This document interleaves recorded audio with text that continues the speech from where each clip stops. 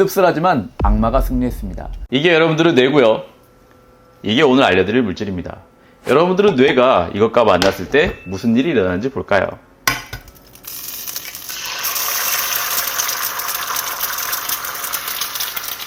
질문 있나요? 방금 보여드렸던 장면은 1980년대 미국의 공영방송을 재현한 장면입니다. 한 번만 먹어도 뇌가 망가지는 물질의 이름은 벤조일 메틸 레코고닌입니다. 뭐가 이렇게 이름이 복잡하냐고요? 이름이 복잡한 게 문제입니까? 한 번만 먹어도 뇌가 망가진다는데 일단 피하고 봐야 하지 않겠습니까? 안 먹으면 되는 거 아니냐고요? 맞습니다. 하지만 여러분도 모르는 사이에 먹게 된다면 그때는 어떻게 하시겠습니까? 안 그럴 자신 있으시다고요? 세계적인 부자 가문인 록펠러 가문에 대해서는 들어본 적 있으실 겁니다. 그런데 세클러 가문에 대해서는 들어보신 적이 없죠. 세클러 가문은 2015년에 록펠러 가문보다 높은 순위의 최고 부자 가문에 올랐었습니다. 돈 많이 번 게 문제가 되냐고요?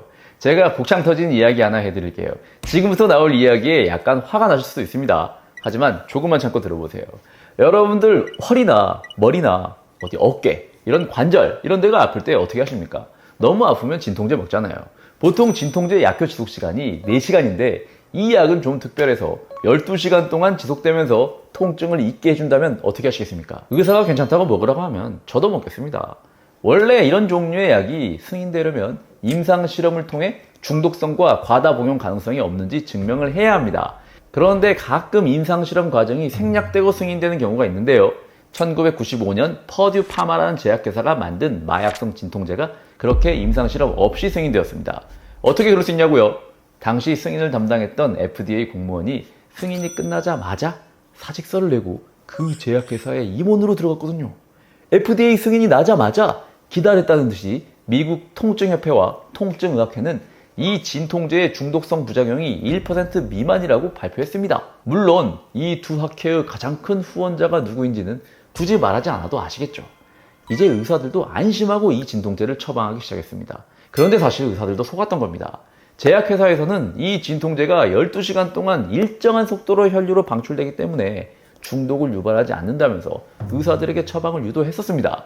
하지만 그들이 자체적으로 조사한 연구에서 많게는 환자의 40%에서 2시간 안에 마약성 진통제 성분이 모두 혈류로 방출되었던 것이 드러났었습니다. 천천히 나와야 할 것이 한꺼번에 몸속으로 확 하고 쏟아지는데 이상하게 진통제 먹으면 기분이 좋아지면서 자신도 모르게 약물 중독자가 되는 거죠. 하지만 이런 사실은 숨긴 채 영업을 하면서 2019년까지 350억 달러치가 팔렸습니다. 무려 우리나라 돈으로 50조어치입니다. 단순히 아파서 진통제를 먹었을 뿐인데 중독자가 되었습니다.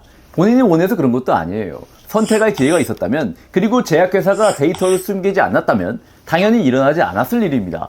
무려 20만 명이 이 진통제로 인해 사망했습니다. 2016년에는 자동차 사고 사망자 수와 총기로 사망하는 사망자 수를 합친 것보다 더 많은 수가 마약성 진통제로 인해 사망했습니다. 악마죠. 이런 짓을 한 악마들의 말로는 어떻게 되었을지 궁금하지 않으신가요? 이 악마들의 끝이 어떻게 났을지 한번 맞춰보세요. 이 약의 이름이 바로 옥시컨틴이고요. 지금도 처방되고 있습니다. 그리고 이게 돈이 되는 시장이라고 인식되면서 옥시컨틴보다 1.5배, 몰핀보다는 100배 더 강력한 마약성 진통제들이 출시되었고요. 병원에서 너무 아프다고 하니까 파스처럼 생긴 진통제를 처방받으신 적 있지 않나요? 그게 바로 그 유명한 펜타닐입니다. 옥시컨틴의 상위 버전이에요. 미국에서 사람이 좀비처럼 걸어다니는 영상 한 번쯤 보신 적 있으실 겁니다. 마약성 진통제가 사회적 문제로 대두되자 병원에서 필요 이상으로 처방해주지 않으니 길거리에서 중국산 펜타닐을 먹다가 저렇게 되는 겁니다. 이게 한 알에 2달러, 우리나라 돈으로 3,000원 밖에 하지 않습니다. 중독자로 가는 통행료가 너무 싸죠. 펜타닐 값이 너무 저렴하다 보니 좀 더 비싼 마약이었던 코카인이나 헤로인의 판매량이 줄어들었습니다. 수요와 공급의 원리로 인해 코카인과 헤로인의 가격도 덩달아 낮아졌습니다. 컬러 TV 처음 나왔을 때 너무 비싸서 부잣집에서만 사용하던 것이 가격 낮아지면서 집집마다 한 대씩 놓이며 점점 대중화됐죠. 남의 일이라 생각하시면 안 됩니다. 왜냐하면 현재 이런 식으로 대한민국에 마약이 대중화되고 있기 때문입니다. 여기서 우리가 생각해봐야 할 것이 있습니다. 1950년대부터 2010년까지 심혈관 질환 사망률이 70%나 감소했습니다. 사망률이 70% 감소했다면 엄청난 수치죠. 그런데 우리가 이걸 대단하다고 느끼지 못하는 이유는 아주 서서히 1년에 1%, 2%씩 느린 속도로 꾸준히 감소했기 때문입니다. 이렇게 아주 서서히 배어나가는 것은 알아차리기가 어렵습니다. 현재 마약이 대한민국에 침투하는 것도 이렇게 눈치채기 어렵게 서서히 증가하고 있습니다. 제가 마약을 시도할 가능성은 0%입니다. 아마 여러분들도 마찬가지실 거예요. 하지만 타이에 의해 나도 모르게 마약을 섭취하게 될 가능성도 0%라고 장담할 수는 없습니다. 왜냐하면 누군가 금전적 혜택을 보고자 저 몰래 저에게 마약을 먹이려고 작정한다면 피하기 어렵기 때문입니다.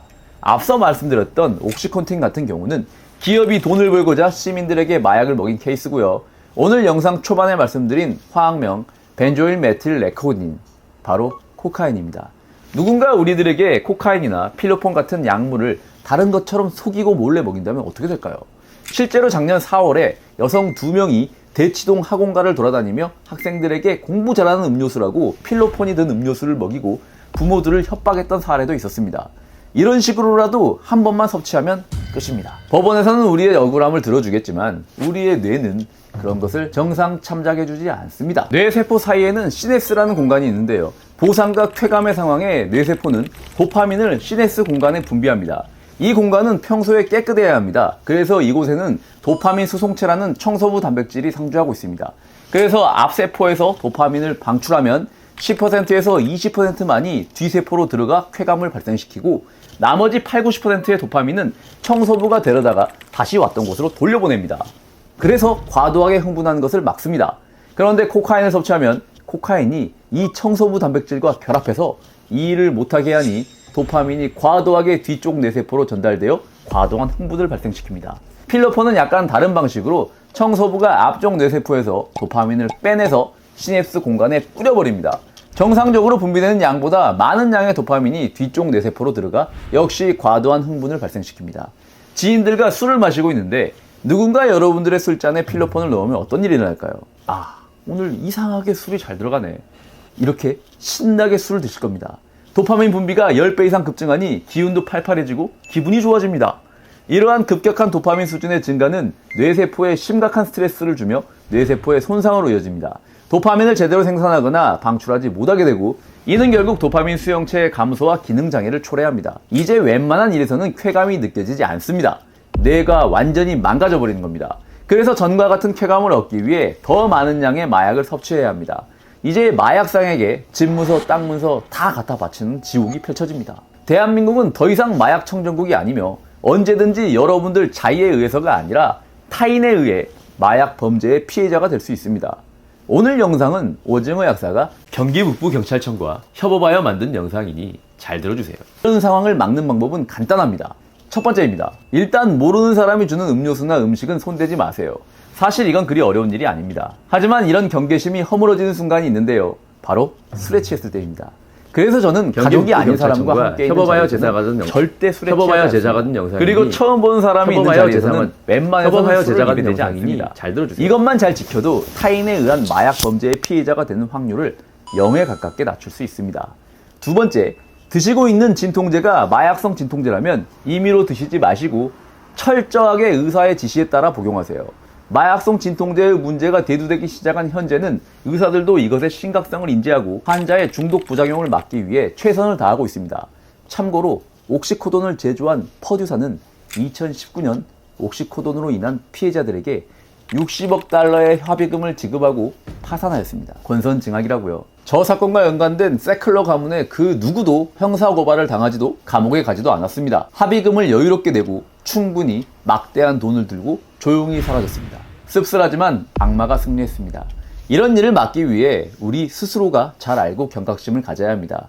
언제가 될지 몰라도 제2의 옥시코돈이 또 나오지 말라는 법은 없습니다. 하지만 우리 스스로가 자신이 먹는 약에 조금만 관심을 갖는다면 충분히 예방할 수 있습니다. 그리고 만약 여러분들이 뭔가를 봤다, 만약 누군가 마약과 관련된 것 같다 싶으시면 마약 범죄사범 신고는 112로 신고하시면 됩니다. 그리고 만약 여러분들이 피해를 당했고 약물 중독에 대한 상담을 하고 싶다 싶으시면 국번 없이 1342를 누르시면 됩니다. 24시간 아무 때나 전화를 하셔도 상담할 수 있는 곳이니 편하게 전화하세요.